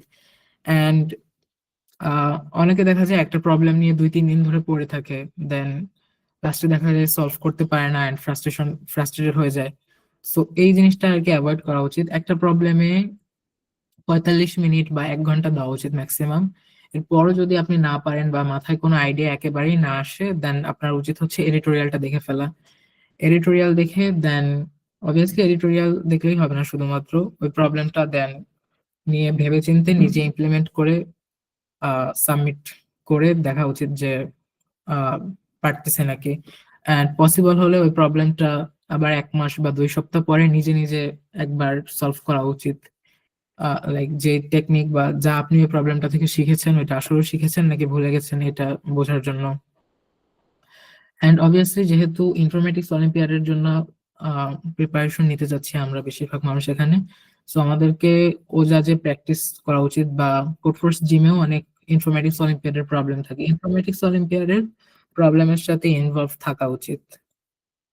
কারণ হচ্ছে আমরা যে কোডফোর্সে বা অন্যান্য যত প্ল্যাটফর্ম আছে সব প্ল্যাটফর্মেই কন্টেস্ট ফরম্যাট অলমোস্ট আইসিবিসি এর মতো আর কি, বাট অ্যাজ আইওআই একটু ডিফারেন্ট, সো অ্যান্ড সাবটাস্ক থাকে, এই জন্য এই ব্যাপারটায় আর কি আরেকটু ফোকাস দিয়ে ইনফরমেটিক্স অলিম্পিয়াডের প্রবলেম গুলো সলভ করা উচিত। অ্যান্ড একটা ব্যাপার হচ্ছে সাবটাস্ক গুলো অনেকে লাইক সাবটাস্কের পাওয়ার অ্যাকচুয়ালি ডিফারেন্ট একদম। কারণ অনেক সময় দেখা যাবে আপনি লাইক একটা প্রবলেম কেউ ফুল সলভ করে 100 তুললো, বাট আপনি 3টা প্রবলেম সাবটাস্ক করে করে 100 এর বেশি তুলে ফেললেন। সো সাবটাস্ক যদি ফুল প্রবলেম নাও পারে অবভিয়াসলি সবসময় সাবটাস্কে একটু ফোকাস দেওয়া উচিত, সাবটাস্ক থেকে অনেক ইজিলি পয়েন্ট তুলে ফেলা যায়। অ্যান্ড লাইক একটা প্রবলেম ফুল সলভ করার থেকে অনেক সময় দুইটা প্রবলেম পার্শিয়ালি সলভ করাটা বেটার হয়। ওকে, সো যা যা জানানোর ছিল ইনফরমেটিক্স অলিম্পিয়াড সম্পর্কে অ্যান্ড মানুষ যেগুলো জানতো না, হোপফুলি বেশিরভাগ জিনিসই তুলে ধরা হয়েছে। অ্যান্ড এখন কোশ্চেন আনসার এর জন্য কারো কোনো কোশ্চেন থাকলে কোশ্চেন করতে পারেন। ভাইয়া আমার একটা কোয়েশ্চেন আছে। হ্যাঁ বলেন। সেটা হচ্ছে আমি ফার্স্টে যখন শিখেছি আমি পাইথন শিখেছি কোডিংটা। তো এখন আমার 1 বছরের মতো গ্যাপ গেছে, 1 থেকে 1.5 বছর। তো আমি এখন যখন আবার ব্যাক করছি, তো আমার অনেক সিনট্যাক্স মনে আছে, আবার অনেক ম্যাক্সিমাম আমি ভুলে গেছি, লাইক লিস্ট, টাপলস। তো ভাইয়া এগুলা আমি কিভাবে কভার আপ করতে পারবো? ওয়েল অ্যাকচুয়ালি ইনফরমেটিক্স অলিম্পিয়াডে তো পাইথন টোটালি অ্যালাউ না, আপনাকে সি প্লাস প্লাসে শিফট করতে হবে আসলে। তাহলে আমার তো সি প্লাস প্লাস করা নাই, আমি একটাই ল্যাঙ্গুয়েজ করেছি, তো সি প্লাস প্লাস করবো। আবার হচ্ছে আমি প্রোগ্রামিং যে বিভিন্ন কম্পিটিশনও নাম দিচ্ছি, তো টাইমটা তো কম, আমি কিভাবে সলভ করবো এই প্রবলেমটা? আম, আপনার অ্যাকচুয়ালি সি প্লাস প্লাসটা সিনট্যাক্স গুলো আস্তে আস্তে শিখে ফেলা উচিত। And যখন আপনি like loop, then condition, if else statement, while loop etcetera, যে বেসিক যে জিনিসগুলো আছে, ভ্যারিয়েবল ডিক্লেয়ার, এগুলো যখন পারবেন তখন আপনি যদি সি প্লাস প্লাসে ওই অনসাইট কন্টেস্ট বা যে কম্পিটিশন গুলো ওগুলোতে ইউজ করেন, দেন হোপফুলি আপনি আস্তে আস্তে শিখে ফেলবেন। কারণ পার্সোনালি আমিও একবারে সি প্লাস প্লাস এর সবকিছু শিখে নি, ইউজ করতে করতে আস্তে আস্তে আর কি ল্যাঙ্গুয়েজটাতে ভালো হয়েছে। একটা সময় লাইক আমিও ইমপ্লিমেন্টেশন করতে অনেক প্যারা খেতাম, বাট এখন ইমপ্লিমেন্টেশন আমার কাছে অনেক ইজি হয়ে গেছে প্র্যাকটিস করতে করতে। বাট যখন ফার্স্টে শেখা হয় ওই টাইমে একবারেই সবকিছু শেখার আসলে দরকার নেই। আহ আস্তে আস্তে আর কি ইউজ করতে করতে যখন যেটার প্রয়োজন হবে ওইটা গুগল সার্চ করে বা চ্যাট জিপিটি কে আস্ক করে শিখে নেওয়া যায়। সো এইভাবে আস্তে আস্তে শিখলে লাইক টাইম নিয়েও প্যারা হবে না। ওকে, থ্যাংক ইউ। আরেকটা কোয়েশ্চেন যেটা, সেটা হচ্ছে কোড ফোর্সেসে ভাই আমি এর আগে প্র্যাকটিস করেছি, তো কয়েকটা কোয়েশ্চেনের যখন আমি অ্যান্সার দিয়েছি, সলভ করেছি, পাইথনে করেছি, তো সেখানে তো ভাইয়া পাইথন নেয়। হ্যাঁ, কোড ফোর্সে অলমোস্ট সবগুলো ল্যাঙ্গুয়েজ আছে। কোড ফোর্সে ইভেন পিএইচপিও আছে, যেটা একটা ওয়েবের ব্যাক এন্ডের ল্যাঙ্গুয়েজ। তো কোড ফোর্সে অলমোস্ট সব ল্যাঙ্গুয়েজই আর কি আছে, কিন্তু ইনফরমেটিক্স অলিম্পিয়াডটা অ্যাকচুয়ালি ডিফারেন্ট। এখানে শুধুমাত্র সি প্লাস প্লাস ইউজ করা হয়, আর আগে প্যাসকেল আর জাভা ইউজ করা হতো সি প্লাস প্লাস এর পাশাপাশি, বাট সি প্লাস প্লাসটাই আর কি সবসময় ইউজ হয়। সো এটার রিজনটা আমিও অ্যাকচুয়ালি জানি না, বাট ইনফরমেটিক্স অলিম্পিয়াডে শুধুমাত্র সি প্লাস প্লাসই অ্যালাউড, অন্য কোনো অপশনই নাই এখানে। ওকে, থ্যাংক ইউ ভাইয়া। ওয়েলকাম। হ্যাঁ, আমার কিছু প্রশ্ন ছিল। হ্যাঁ ভাই বলেন। হচ্ছে আমি তো সি শিখেছি, সি দিয়ে কি হবে? আহ, হ্যাঁ, সি দিয়ে হবে। এখানে একটা ব্যাপার আছে, সি প্লাস প্লাস হচ্ছে সি এর একটা আপগ্রেডেড ভার্সন। সো আপনি যদি আপনার যে সি প্লাস প্লাস মানে ডট সিপিপি ফাইলে কোড লিখবেন, বাট আপনি সি কোড লিখবেন, দেন ওই কোডটা যদি আপনি সাবমিট দেন ওইটা অ্যাকসেপ্ট হবে। কারণ হচ্ছে সি প্লাস প্লাস এর সব কোডই সি তে ভ্যালিড, কারণ C plus plus actually C C এর একটা upgraded version. So dot CPP ফাইলে আপনি সি কোড লিখে ইজিলি সাবমিট দিতে পারবেন, এটাতে প্রবলেম হবে না। আচ্ছা, ধন্যবাদ ভাই। বাট এখানে হচ্ছে আপনার সি প্লাস প্লাসটা শিখে ফেলা উচিত আস্তে আস্তে, কারণ সি প্লাস প্লাসে অনেক বেশি ফিচার তো সি এর থেকে। সো আপনার জন্য হেল্পফুল হবে, আপনি আস্তে আস্তে চাইলে লাইক কোড করার সময় আস্তে আস্তে এক একটা জিনিস ধীরে ধীরে শিখে নিতে পারেন। আচ্ছা, ধন্যবাদ ভাই। আচ্ছা, ওয়েলকাম। হ্যালো ভাইয়া। হ্যাঁ ভাইয়া বলেন। আচ্ছা ভাইয়া, অ্যাডভান্স যে টপিকস গুলো আছে এগুলা কোন সোর্সেস থেকে শেখা উচিত? অ্যাডভান্স যে টপিক গুলো আছে এগুলো সোর্স হিসেবে আপনি ইউটিউব ইউজ করতে পারেন, দেন কম্পিটিটিভ প্রোগ্রামিং হ্যান্ডবুক নামে একটা বই আছে, ওই বইটা ইউজ করতে পারেন। তারপরে হচ্ছে সিপি অ্যালগরিদম নামে একটা ওয়েবসাইট আছে, ওইটাও ইউজ করতে পারেন। দেন ইউসেকো গাইড নামে ইউএসএ কম্পিউটিং অলিম্পিয়াডের একটা ওয়েবসাইট আছে, ওই ওয়েবসাইটটাও ইউজ করতে পারেন। আবার একটা টপিক লিস্ট আছে, ইউনো হু টপিক লিস্ট, ওইটাও ইউজ করতে পারেন। আবার আপনি যদি কোনো কোর্সে ইনভলভ থাকেন, দেন ওই কোর্স থেকেও আপনাকে হয়তো শিখাতে পারে।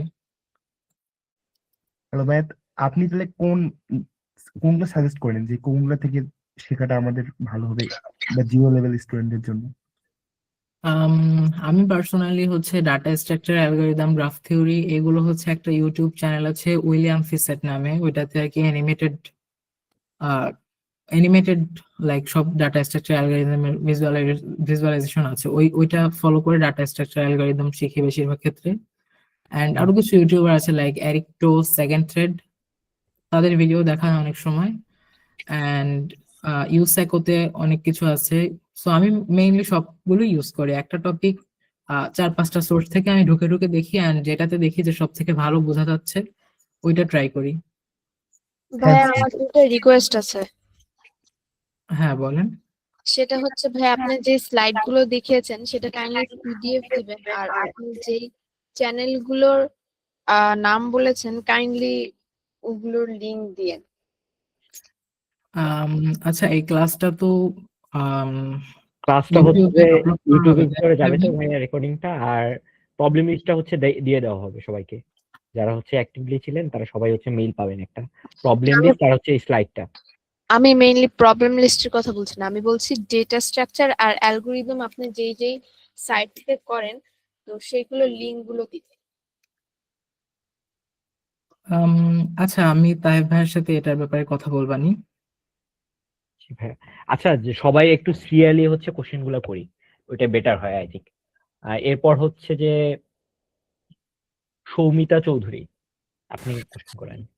হ্যালো ভাইয়া, হ্যাঁ ভাই বলেন। বলছি আমি একেবারে মানে কোডিং কয়দিন আগে শুরু করেছি, আমি একেবারে কোডিং এ নিউ। আমি এখন থেকেই এই কম্পিটিশন গুলাতে পার্টিসিপেট করতে চাই। এখন আমাকে একটু গাইডলাইন দেন, আমি কিভাবে শুরু করতে পারি। আচ্ছা, এখানে গাইডলাইনটা তো অ্যাকচুয়ালি সেশনে দেওয়াই হয়েছে, যে ফার্স্টে হচ্ছে আপনার প্রিলিমিনারি রাউন্ডের যেই টপিক গুলো সাজেস্ট করা হয়েছে এইগুলো আপনি ফার্স্টে শিখে ফেলতে পারেন, যে C++, সো ল্যাঙ্গুয়েজটা আপনার হচ্ছে ফার্স্টে শিখে ফেলা উচিত। সি বা C++ যে কোনো একটা শিখে ফেললে দেন ল্যাঙ্গুয়েজ বা ইমপ্লিমেন্টেশনের যে প্রবলেম গুলো আছে ওগুলো প্র্যাকটিস করলে আপনার ল্যাঙ্গুয়েজে একটা হাত চলে আসবে। দেন STL, আরো যে বেসিক টপিক গুলো আর কি প্রিলিমিনারি লেভেল রোড ম্যাপে দেখানো হয়েছে, এগুলো হচ্ছে ফার্স্টে শিখতে পারেন। দেন এগুলো যখন পারবেন তখন একটু advance data structure, algorithm, graph থিওরিতে ফোকাস করতে পারেন, লাইক ন্যাশনাল লেভেলে যেগুলো দেখা হয়েছে ওই ওই অর্ডারে আর কি।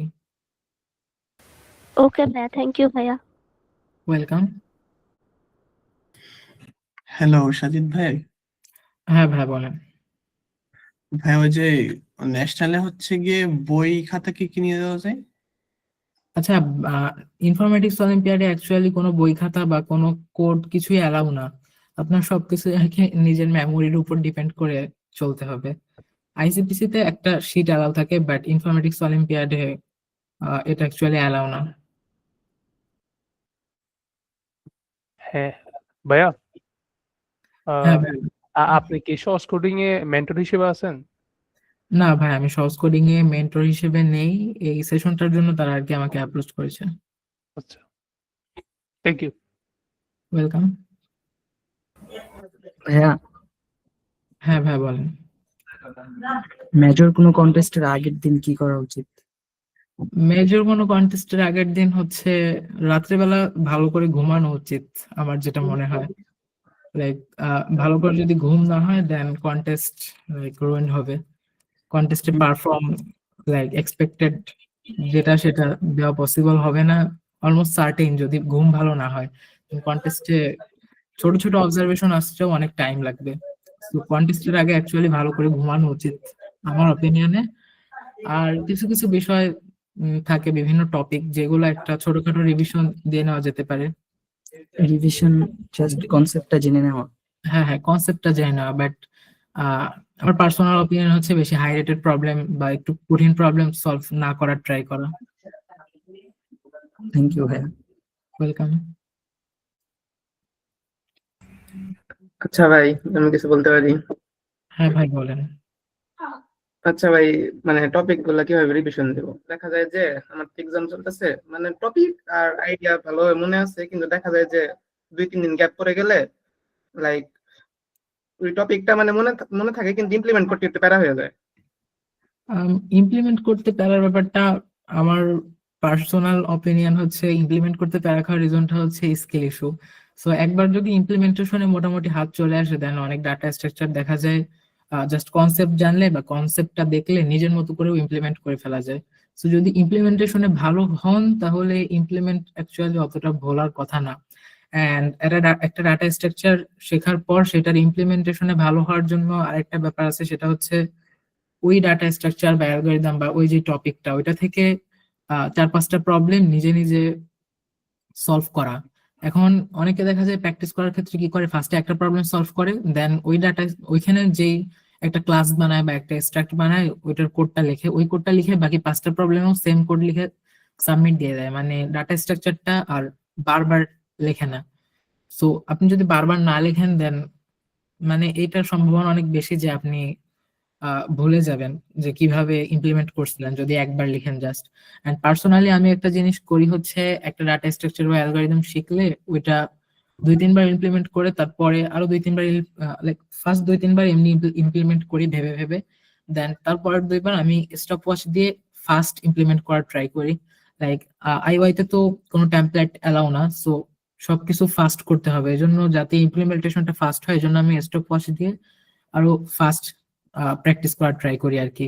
এন্ড আই থিংক এটার কারণে আমার ইমপ্লিমেন্টেশন আগের থেকে অনেক লাইক বেশি স্পিডে করতে পারি। হ্যালো ভাইয়া। হ্যাঁ ভাই বলেন।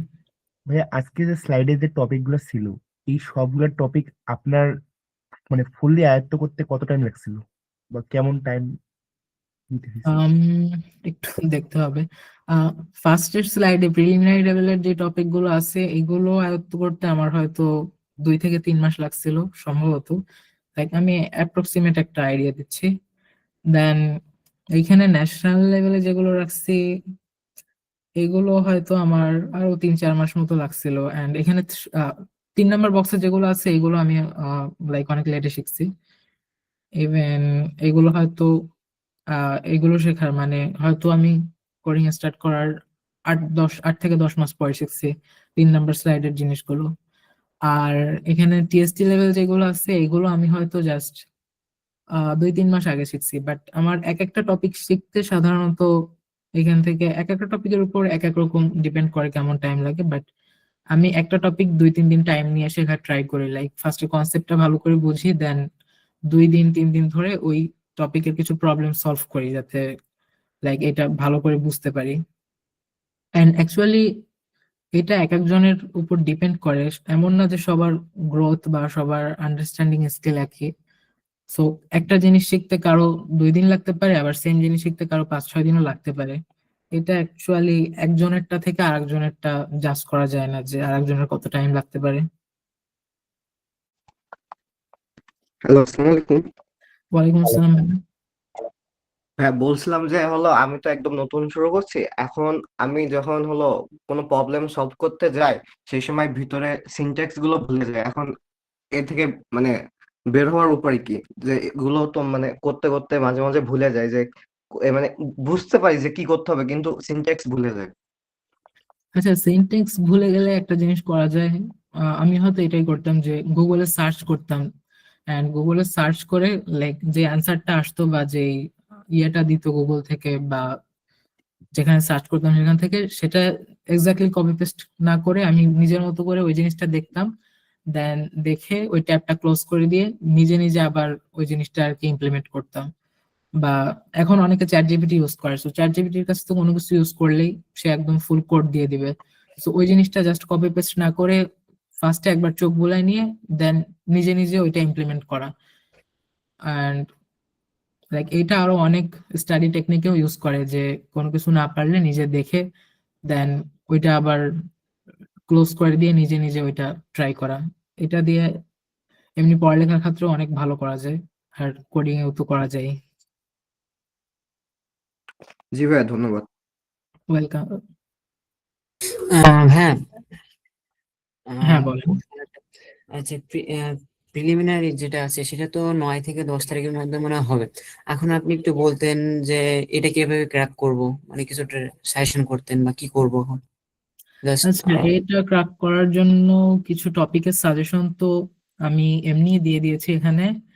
অ্যান্ড লাইক হয়তো আপনি কোড ফোর্সে বা অন্য কোনো প্ল্যাটফর্মে প্র্যাকটিস করেন, সো এখন যেহেতু এক সপ্তাহের মতো আছে, সো একটা সাজেশন হচ্ছে কোড ফোর্সে গিয়ে কোড ফোর্সের জিমে লাইক বাংলাদেশ বা বাংলাদেশ অলিম্পিয়াড লিখে সার্চ দিলে বিডিওয়াই এর 2024-25 সালের কিছু প্রবলেম সেট আসবে, ওইখান থেকে প্রবলেম সেট গুলো দেখে একটু সলভ করতে, ওগুলো সলভ করলে একটু কনফিডেন্ট ফিল করবেন, প্লাস একটা আইডিয়া হবে যে প্রবলেম সেট কেমন হয়। আর কি করবো, আর একটু বলতেন। আমি একটু বিগিনার লেভেলে, মানে 1 মাস 2 মাস করেছি, অতটা জাস্ট জানি জাস্ট, কিন্তু অতটাই নেই আচ্ছা, প্রবলেম সলভ। দেন এখানে হচ্ছে যে টপিক গুলো দেখাইছিলাম স্লাইডে, ওই টপিক গুলো যেগুলো পারেন না ওইগুলো লাইক ওইখানে বক্স আকারে দেখাইছিলাম আর কি, 1 2 3 4 দিয়ে, ওইগুলো আর কি সিরিয়াল মেনটেন করে শিখে ফেলতে পারেন। অ্যান্ড আর কি যে প্রিভিয়াস প্রবলেম সেট গুলো আছে ওইগুলো, প্লাস কোড ফোর্সের 1000 থেকে 1200-1300 রেটিং এর প্রবলেম গুলো, এগুলো সলভ প্র্যাকটিস করতে পারেন। এগুলো 1200 practice- পর্যন্ত করবো ভাইয়া? 1200-1300, যদি আপনি 1300-1300 তে স্টাক হয়ে যান দেন আপনার 1200 করা উচিত। অ্যান্ড যদি 1200 মোটামুটি ভালোভাবে পারেন দেন আপনার 1300 প্র্যাকটিস করা উচিত। অ্যান্ড যদি দেখেন যে আপনি 1300 পারতেছেন দেন আপনার 1400 ইউজ করা উচিত, মানে আপনি যেটা পারবেন আপনার সেটা থেকে একটু বেশি রেটেড প্রবলেম সলভ করা উচিত আসলে, নিজের ক্যাপাবিলিটিটা বাড়ানোর জন্য। আচ্ছা, ধন্যবাদ ভাইয়া। ওয়েলকাম।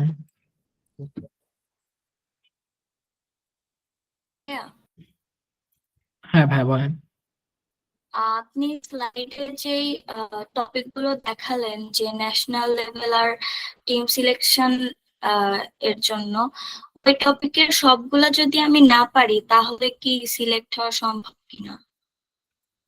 হ্যাঁ অবশ্যই সম্ভব তো, মানে এটা আর কি ডিপেন্ড করে যে এখন প্রবলেম কোন টপিক থেকে আসতেছে, এটা তো স্পেসিফিক না। আপনি ধরেন যে টপিক গুলো শিখলেন ওইখান থেকে আসলো, আবার অনেক সময় দেখা যায় কি অনেকের ক্ষেত্রে যে কন্টেস্টের টাইমেই অনেক ডাটা স্ট্রাকচার বা অ্যালগরিদম মানে সে জানে না, কিন্তু তারপরে ওই জিনিসটা লাইক একটা নিজে নিজে আর কি ইনভেন্ট করে ফেলে, বা নিজের মাথায় আইডিয়াটা চলে আসে বা কনসেপ্ট চলে আসে ওই প্রবলেমটাই, লাইক যখন কোনো কিছুর দরকার হয়, লাইক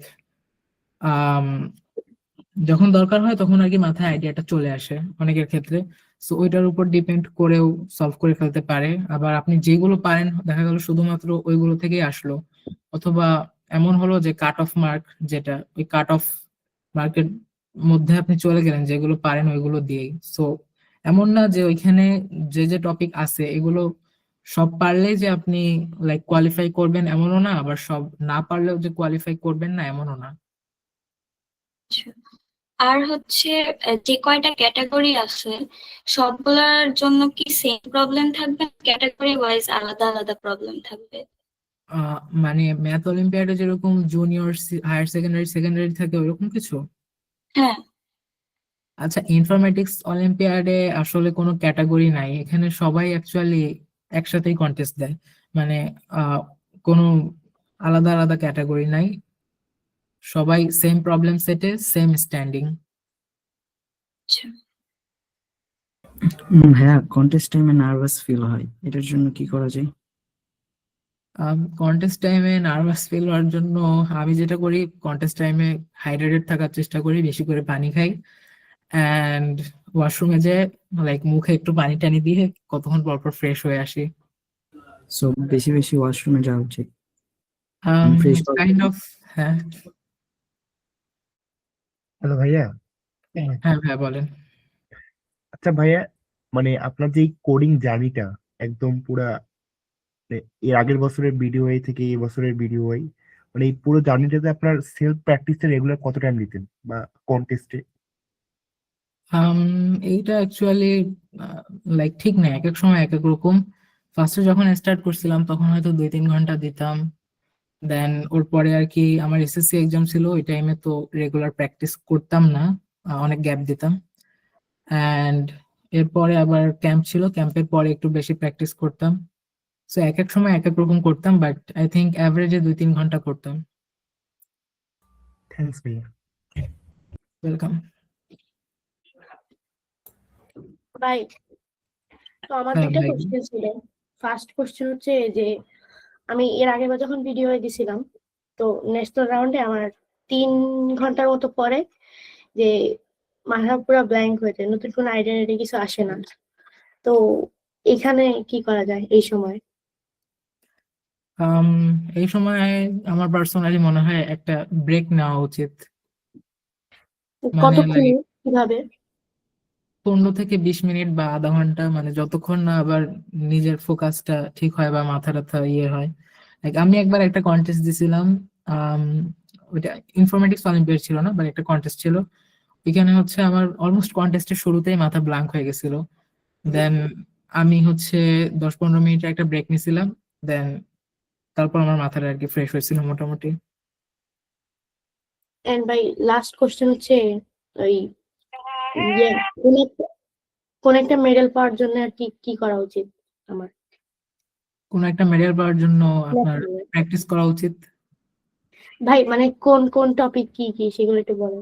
আচ্ছা, এটা তো স্লাইডে দেখাই দিছিলাম আলাদা আলাদা ধরে। ভাই মেডেল আর আর হচ্ছে মনে করেন সেগমেন্টারি তো অবশ্যই ইম্পর্টেন্ট, বাট মনে করেন কনভেক্স হালট্রিক, এই তারপর হচ্ছে ওই তারপর মনে করেন লিচ অফ সেগমেন্টারি, এসব জিনিস তো আর কি ডেফিনেটলি নট ন্যাশনালের জন্য। ওইগুলো হতে পারে যে টিএসটি এর নট জন্য। রিয়েলি, অ্যাকচুয়ালি আমি কনভেক্সাল ট্রিক টিএসটি লেভেলে রাখছি, বাট লাস্ট বার একটা প্রবলেমের ফুল সলভে কনভেক্সাল ট্রিক ছিল।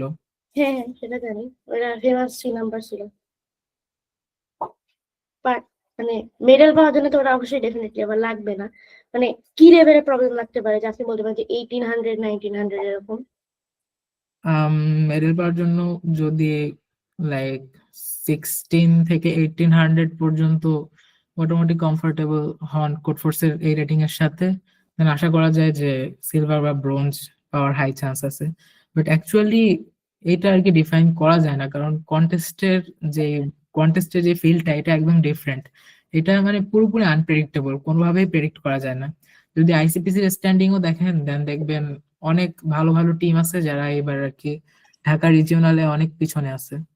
সো পুরোপুরি আনপ্রেডিক্টেবল। অ্যান্ড ইভেন গতবার যা নিউবি লেভেলের প্রোগ্রামাররাও একজন মেডেল পাইছিল, বাট স্টিল এক্সপার্ট লেভেলের একজন ছিল যে যার র্যাঙ্কিং অনেক বেশি হয়ে গেছিল। সো এটা আর কি ডিফাইন করা যায় না যে কোড ফোর্সের রেটিং দিয়ে অন্য অনসাইট কন্টেস্ট লাইক আইওআই, আইসিপিসি বা বিডিওআই এগুলো কোনো কিছুই একটা দিয়ে আরেকটার সাথে কম্পেয়ার করা যায় না। অ্যান্ড অলসো প্রতিটা সিঙ্গেল কন্টেস্ট ডিফারেন্ট হয়, এই জন্য আর কি এইভাবে প্রেডিক্ট করা যায় না।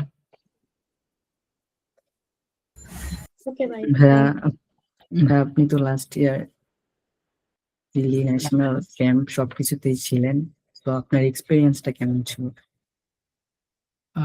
এক্সপেরিয়েন্স বলতে কি? এক্সপেরিয়েন্স বলতে লাইক বুঝতে পারিনি। মানে থ্রিলটা কেমন ছিল কন্টেস্ট দেওয়ার, কেমন লাগলো? কন্টেস্টের থ্রিল লাইক এটা আমার ফার্স্ট টাইমই ছিল একদম। লাইক আমি কম্পিটিটিভ প্রোগ্রামিং শুরু করছি 24 এর লাস্টের দিকে। সো ফার্স্ট টাইম ছিল, ফার্স্ট টাইম কন্টেস্ট দেওয়া হিসেবে যতটুকু থ্রিল থাকে মানুষের তেমনটাই। অ্যান্ড অলমোস্ট প্রতিটা স্টেজে সবকিছু একদম নতুন নতুন ছিল আর কি, যেহেতু ফার্স্ট টাইম ছিল। ভাই যদি পার্সোনালি কোনো টপিক সাজেস্ট করার থাকে একটা, তাহলে কোনটা সাজেস্ট করবেন? সিঙ্গেল একটা topic. Greedy. Second? Constructive algorithm. না, ওইটা তো টপিক না। লাইক এটা লাইক অ্যাড হোক পারাটাও একটা স্কিল আর কি। ভাই এটাকে ভালো করবো কিভাবে? টিপস দেন কোন? কি বিষয় ভাই? ভাইয়া, হ্যাঁ ভাই বলেন। ভাইয়া এই যে একাডেমিক পড়াশোনার সাথে কোডিংটাকে অ্যাডজাস্ট করেন কিভাবে? অনেস্টলি আমি অতটা অ্যাডজাস্ট করি না, বাট এসএসসির আগে মোটামুটি অ্যাডজাস্ট করতাম। সো দুইটার জন্য আলাদা আলাদা টাইম রাখতাম, যে কোডিং 2 ঘন্টা করব এন্ড একাডেমিকও 2 ঘন্টা 3 ঘন্টা করব, এরকম লাইক দুইটার জন্য আলাদা আলাদা টাইম স্লট রাখতাম যে এই টাইমে এটা করব, বা একটা গোল রাখতাম আর কি ডেইলি, যে লিস্ট মানে আমি তো দিনে 24 ঘন্টা পাচ্ছি, এখান থেকে আমার ঘুম আরো অন্য অন্য জিনিস নিয়ে যদি 15-16 ঘন্টাও যায়, আমার হাতে 8 ঘন্টা 6-7 ঘন্টা থাকতেছে। সো এইটার ভিতরেই দুইটা জিনিস আর কি আলাদা আলাদা ভাবে, লাইক এটার জন্য এত ঘন্টা, এটার জন্য এত ঘন্টা আলাদা আলাদা করে ধরে ট্রাই করতাম এন্ড মানে স্টিল ট্রাই করি। একাডেমিক পড়াশোনায় কি কোনো এটার প্রভাব পড়তো না যে কোডিংটার জন্য একাডেমিক পড়াশোনা আমার পিছিয়ে যাচ্ছে এরকম কিছু? আম, এটা এসএসসি টাইমে হচ্ছে আমি পড়ালেখায় অনেক বেশি ফোকাস করছিলাম, সো মানে অ্যাকচুয়ালি আমি সারা বছর পড়ালেখায় অতটা ফোকাস করতাম না, সো এসএসসি টাইমে বেশি ফোকাস করছিলাম এন্ড ওই টাইমে কোডিং অনেক কম করতাম, অন্যান্য সময় কোডিং অনেক বেশি করতাম একাডেমিক পড়ালেখার তুলনায়। এন্ড এখনো কারেন্টলি অ্যাকচুয়ালি একাডেমিক ইসের তুলনায় কোডিং একটু বেশি করা হয়, সো কোডিং এ পিছায় যাচ্ছে ভেবে মনে হয় না, একাডেমিকে পিছায় যাচ্ছে এটাই বেশি মনে হয়। ও, থ্যাংক ইউ। আচ্ছা, ওয়েলকাম। ভাই লাস্ট আর কি রেলিং ভাই সেম কোশ্চেন আস্ক করতে যাচ্ছিলাম, এই কোশ্চেনটা ভালো লাগলো। পার্সোনাল কোনো টপিক কি সাজেস্ট করবেন? যে আপনি তো আমরা তাই কথা বলছেন, আপনি দাওয়াই দিলেন আমি কি কি জিনিস পারি না পারি।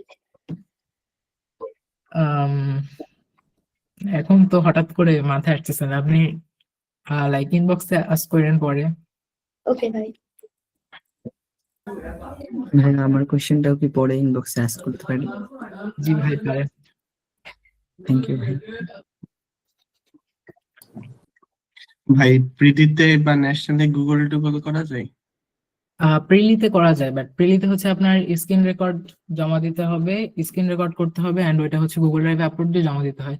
এন্ড লাস্ট বার তো করা গেছিল, বাট এখন তো গুগলে কিছু সার্চ করলেও জেমিনাই দিয়ে রেজাল্ট দেয়, সো যেহেতু এআই দিয়ে হ্যাঁ, রেজাল্ট দেয়, সো এইবার অ্যালাউ করবে নাকি শিওর বলতে পারতেছি না, বাট লাস্ট বার অ্যালাউ ছিল। এন্ড লাইক ওয়েবসাইট জিএফজি, তারপর প্রোগ্রামিস, এই ধরনের অনেক প্ল্যাটফর্ম ওপেন করা অ্যালাউ ছিল। আচ্ছা ভাইয়া, এই যে বিডিওয়াই আর টিম সিলেকশন যে টেস্টটা হয়, বাট মানে বিডিওয়াই এর যে ন্যাশনাল রাউন্ডটা টিম সিলেকশন টেস্টটা, এই দুটার মধ্যে কম্পারিজনটা কি আসলে মেইন? মানে আপনার ন্যাশনাল রাউন্ডে আপনার ভালো পারফর্ম করে ওইখান থেকে মানে ন্যাশনাল রাউন্ডে আপনি যদি ভালো করেন দেন আপনাকে টিম সিলেকশন টেস্টের জন্য সিলেক্ট করা হবে। মানে ভাই ডিফিকাল্টি লেভেল কি কোনো মানে বাড়ি যায় যে ন্যাশনালি? না, I think problem set almost সেমই থাকে, বাট এখন আপনি যত হায়ার স্টেজে যাবেন দেন আস্তে আস্তে পার্টিসিপেন্টের সংখ্যা কমবে, মানে আস্তে আস্তে লাইক কম মানুষ সিলেক্ট করবে তারা, সো এন্ড ফাইনাল স্টেজে যে মাত্র 4 জন সিলেক্ট করবে, সো আপনার হচ্ছে কম্পিটিশনটা বাড়বে, বাট প্রবলেম সেটের ডিফিকাল্টি ওইভাবে বাড়ে না আসলে। ভাইয়া ন্যাশনাল তো 2 দিন হয়, আর টিম সিলেকশন কন্টেস্ট? টিম সিলেকশন টেস্ট হচ্ছে 3টা হয় 3 দিন। টিম সিলেকশনের জন্য 3 দিন কি আমরা ওইখানে থাকতে পারবো? হ্যাঁ ভাই, পারবেন। আচ্ছা ভাইয়া, যারা ভিডিওতে টপ করে তাদের মানে রেটিং কত থেকে কতর মধ্যে থাকে? আম, 4 সাধারণত সবাই অলমোস্ট এক্সপার্ট বা হাই থাকে। গতবার যতটুকু দেখছিলাম ব্রোঞ্জে আপনার 1200 আশেপাশে ছিল একজন। আচ্ছা, যে গতবার হচ্ছে লাইক যারা মেডেল পাইছিল তাদের মধ্যে একজন ছিল ওই টাইমে 1200 একটু কম, এন্ড আর 2-1 জন হয়তো 1400 আশেপাশে ছিল, আর বাকিরা এক্সপার্ট বা আরো হাই ছিল। ক্যান্ডিডেট মাস্টার ছিল হয়তো একজন, আর একজন গ্র্যান্ড মাস্টার ছিল। আপনিও তো 1200 প্লাস ছিলেন, বাট মনে হয় এসএসসি প্রেসারে করতে পারেন ভালো। আমি অ্যাকচুয়ালি ডে 1-এ একটা ব্লান্ডার করে ফেলছিলাম, ডে 1-এ একটা প্রবলেম লাইক ইমপ্লিমেন্ট করতে পারিনি আসলে, মানে তখন ইমপ্লিমেন্টেশনে মোটামুটি অনেক খারাপ ছিলাম, এই জন্য ইমপ্লিমেন্টেশনে খারাপ করছি অনেক, দেন ওইটাতে অলমোস্ট 35 পয়েন্ট মতো মিস করছি ওইটার কারণে। ভাই অ্যাটেম্প্ট নেওয়ার কি লিমিটেশন আছে নাকি? কিসের লিমিটেশন? সাবমিট দেওয়ার? হ্যাঁ, লিমিটেশন হচ্ছে 50টার বেশি সাবমিট দিতে পারবেন না, বাট 50টা কেউ সাবমিট দেয় বলে আমার মনে হয় না, আনলেস র্যান্ডমাইজ অ্যালগরিদম ইউজ করে।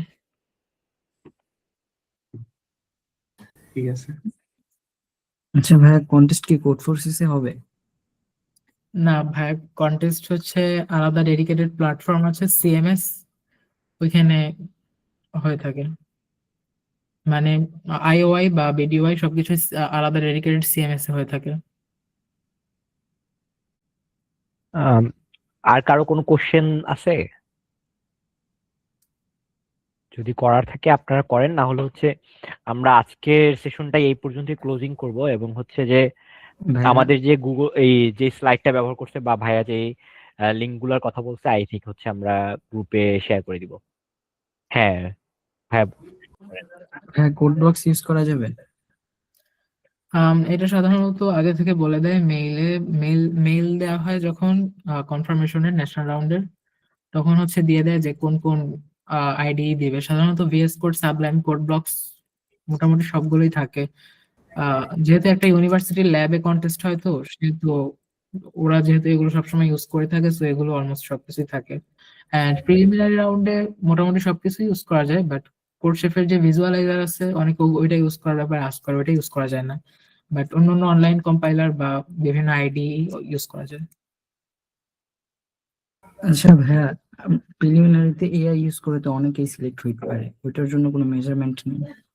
এটার জন্য হচ্ছে স্ক্রিন রেকর্ড জমা দিতে হয়। মানে আপনি কন্টেস্ট টাইমে আপনার লাইক স্ক্রিন রেকর্ডারটা অন করে রাখবেন, এন্ড কন্টেস্ট শেষ হলে ওইটা গুগল ড্রাইভে বা ইউটিউবে আপলোড দিয়ে লিঙ্কটা দিয়ে দিতে হবে, দেন ওইটা চেক করে আর কি।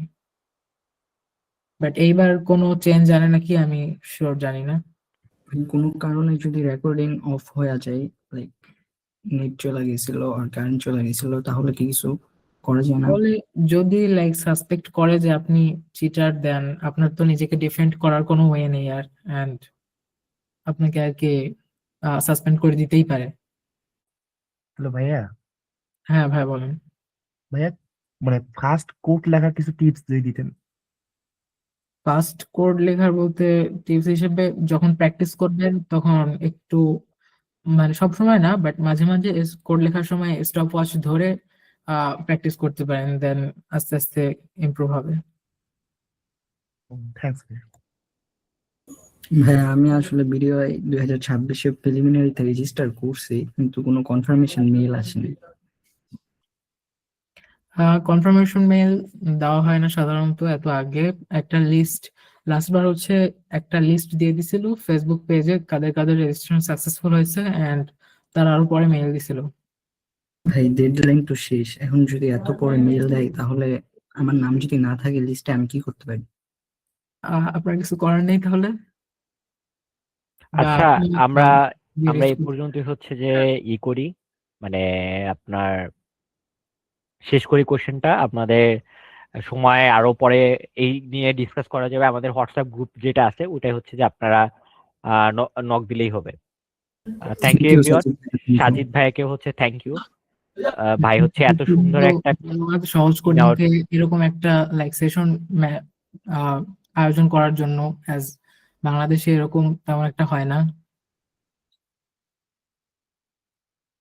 ইনশাল্লাহ আমরা হচ্ছে ইনফরমেটিক্স অলিম্পিয়াডের জন্য কিছু একটা খুব শীঘ্রই একটা অ্যানাউন্সমেন্টের দিকে যাব, প্ল্যানিং চলতেছে। ইনশাল্লাহ আমরা ভালো কিছু হবে।